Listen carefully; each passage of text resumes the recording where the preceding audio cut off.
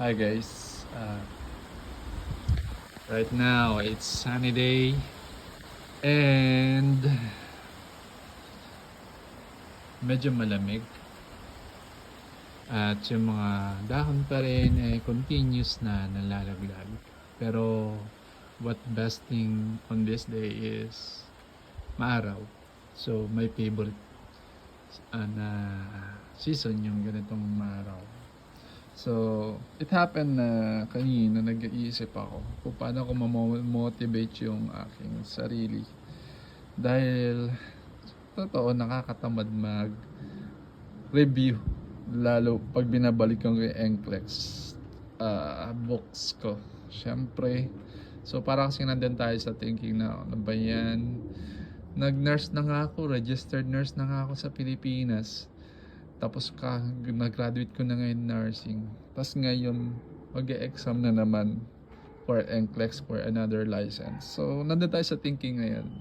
Pero, yun nga, tinignan ko yung mga dinala ko mga book from Philippines. Actually, this one is from PCBS. Nabili ko yun doon for around, nakalimutan ko na. Siguro around mga 200 pesos yata ito. So, nakita ko ulit siya. Binabasa ko na to before. Ang title niya is Let Go of Whatever Makes You Stuff by Chan L. Mason.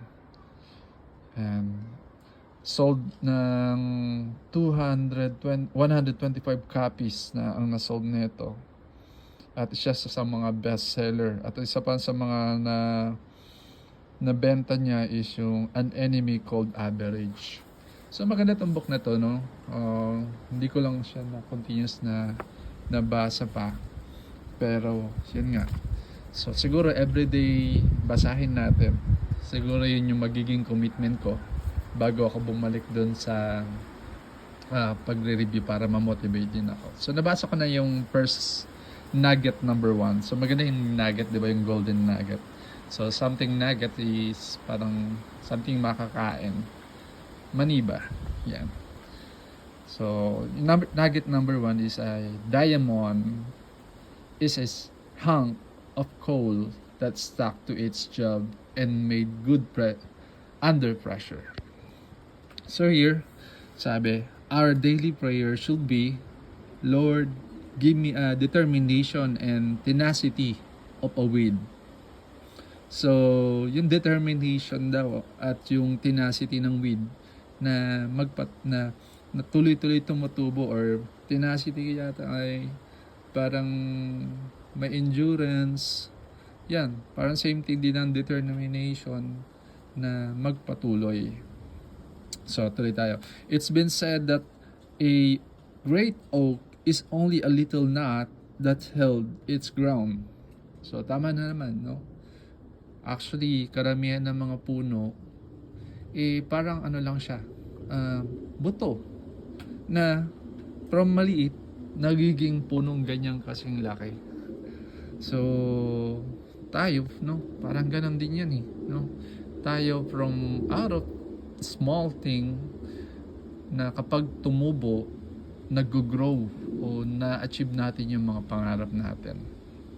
So tuloy tayo. These troubles and suffering of ours are, after all, quite small and won't very last long. Yet, this short time of distress will result in God's richest blessing upon us forever and ever. Sabi sa 2 Corinthians chapter 4 verse 17. Yan. So, many of us take hold of opportunity but we let go of it too soon. So, yun na. Napakaganda. Kasi, yun nga naman, so yung mga short time natin ng distress, magre-result yan ng mga blessing ni Lord sa atin. So, yung mga trials sa buhay natin yan, yung pag-aaral natin, o yung mga ini-endure natin, mga pagsubok sa buhay, yung trabaho natin na pinagsusumikapan natin, eventually, magre-result din yan ng magandang pangyayari sa buhay natin kung magpapatuloy tayo. So sabi dito, Don B. Owens Jr. said it so well, many people fail in life because they believe in the adage, okay? If you don't succeed, try something else. But success eludes those who follow such advice. So sabi nga ni Don, marami sa mga tao ang nabibigo sa buhay because they believe in adage. O ibig sabihin, if you don't succeed, try something else. O yung kapag na hindi raw sila nag-succeed, sumusuko na sila. Hindi na sila nagpapatuloy. Okay? The dreams that came true did so because people stuck to their ambition. Ang dreams daw, nagiging totoo lang yan kapag yung mga pangarap natin, dun tayo nagpo-focus. So, hindi tayo, sabi dito, they refuse to be discouraged and they let disappointment get the upper hand. Okay? So, hindi sila nadi-disappoint agad. And yung challenges only spurred them on the great effort. So, pag na-challenge sila, mas nag-e-effort sila. So, you will be judged by what you finish, not by what you start. If you don't see result right away, don't worry. God does not pay by the week, but He pays at the end. So, tayo, kadalasan daw, nakikita sa atin o kumbaga nakikita lang natin yung ng tao sa atin, yung mga na-achieve natin. So, kapag natapos natin yung isang mga dreams or achievements, and sabi dito, kapag hindi raw natin yung nakita yung resulta along the way, wag daw tayo mag-alala dahil ang mga ginagawa natin, hindi naman yan nagagawa lang na isang linggo. Pero, binibigay yan ng Diyos sa katapusan na matapos natin at nag-endure tayo. So, all great achievement requires time and tenacity by persevering because the last key on the ring may be the one that opens the door. Hanging on the second longer than your competition makes you winner. Become famous for finishing important and difficult tasks. So, dapat daw palagi tayong magpatuloy para ma-achieve natin yung mga magaganda. And it required time, oras, at tenacity o yung patuloy tayong nagiging matatag sa pagpapatuloy doon sa ating mga nasimulan na. So if you are ever tempted to stop, just think of Braham, who took 7 long years to compose his famous lullaby because he kept falling asleep at the piano. So sabi niya, hindi naman daw, just kidding lang daw. So, but it did take him 7, sabi dito,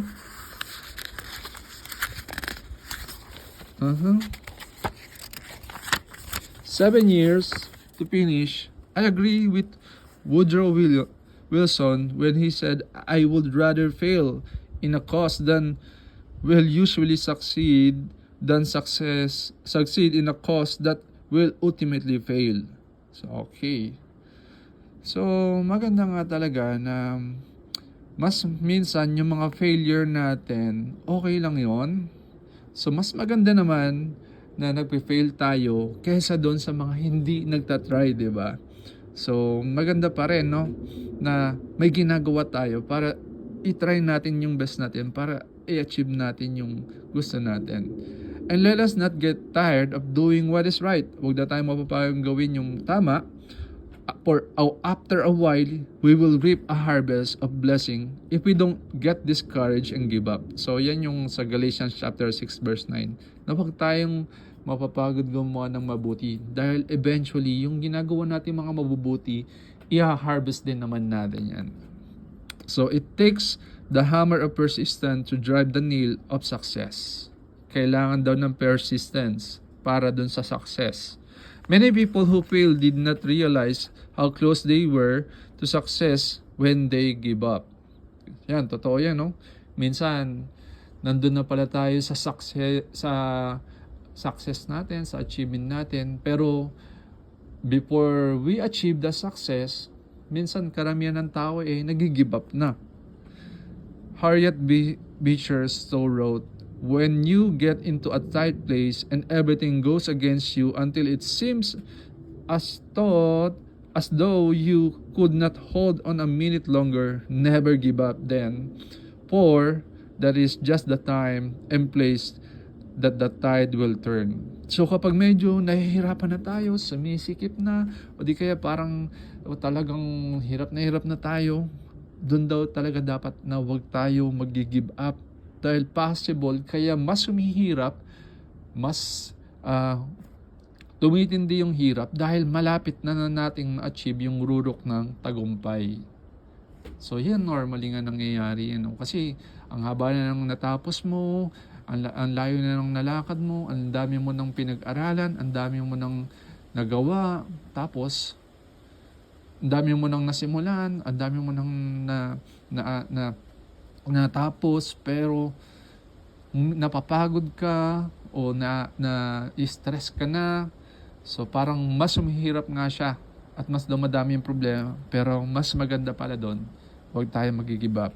Gaya nga nasabi dito sa Galatians chapter 6 verse 9, don't give up and don't be get discouraged, dahil yung blessing ni Lord after nung mga ginawa nating mabuti ay merong mangyayaring maganda para sa atin.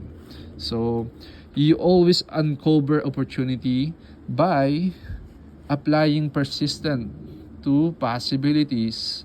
When you get right down to the root meaning of the word succeed, you find that it simply means to persevere and follow through. So, ang meaning daw ng succeed is to persevere o magpatuloy, maging matatag, at magtuloy-tuloy sa paglakad.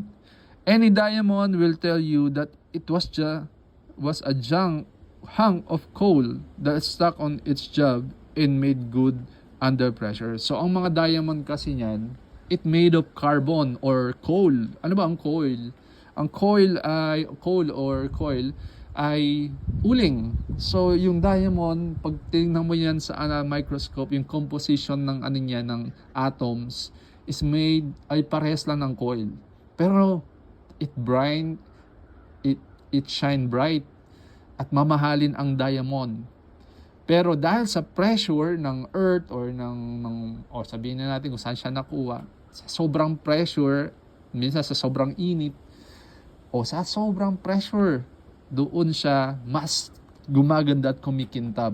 So parang tayo, sa dami ng problema, sa dami ng pressure natin habang kina-achieve yung ating mga pangarap, sa mga ginagawa natin ng mga pagsusumikap sa buhay, pag nagpatuloy tayo, lalo na sa ating faith sa ating Lord, sa daming hirap natin, sa mga pagsubok, doon din tayo magiging diamond sa mata ng ating Diyos. At sa buhay naman, doon natin, after natin matapos yung hirap at sakit o mga bagay na nangyari sa atin, sa along the way, sa pag-achieve natin sa ating mga pangarap, makikita natin na magliliwanag ang ating buhay, giginhawa ang ating buhay dahil hindi tayo nagpatalo sa mga trials at mga pagsubok.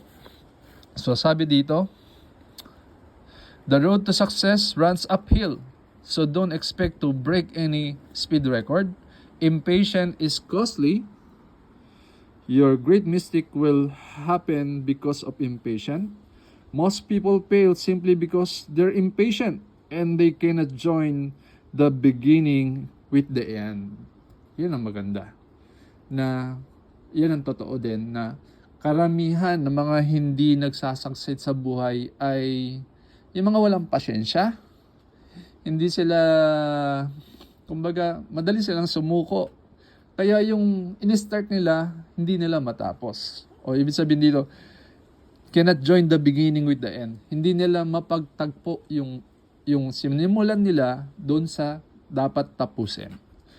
Kaya nga, sabi dito, the determined soul will do more with a rusty monkey wrench than a loafer with all the tools in a mechanic's shop. Minsan daw kahit isang wrench lang daw o yung isang yabe, matatapos na raw yung isang magandang bagay o a determined soul o yung isang tao daw na may determination mas nakakatapos siya kasi yung maraming mga ginagawa o maraming mga tools. Sabi yan ni Rupert Hodge, and the power to hold on despite of everything to endure, this is the winner quality. Ang winner quality daw dapat natin is yung merong power to hold on in spite of everything. Ibig sabihin, yung endurance or to endure. So, napakaganda. So yan po, yung isa sa mga magandang word of encouragement. Siguro ito, sinishare ko lang po sa inyo to para ma-share ko yung everyday na gagawin kong commitment na basahin tong libro na ito para ma-encourage ako na magpatuloy. And the same time, para magkaroon ng motivation. So napakaganda po, no? Na sana samahan niyo rin po ako sa prayer, samahan niyo po ako sa mga gagawin kong pagre-review. And alam ko hindi madali dahil nakita ko sa mga dating mga naging nurse na naging mga pasa sa NCLEX. They endure, nagsumikap sila at marami rin silang mga bagay na pinaghirapan. Kailangan lang talaga maging positive thinker ka, magkaroon ka ng motivation, especially yung mga motivation na matutulungan mo yung family mo, matutulungan mo yung church na hinahandle mo, matutulungan mo yung ibang tao na nangangailangan, and mas magiging maganda yung future mo with your future family. Yun. So, yun yung mga magandang mga bagay na maaari kong maging motivation para maging may pasa natin yung NCLEX exam. So, but sa tulong ng Panginoon, alam ko tutulungan niya ako. Salamat.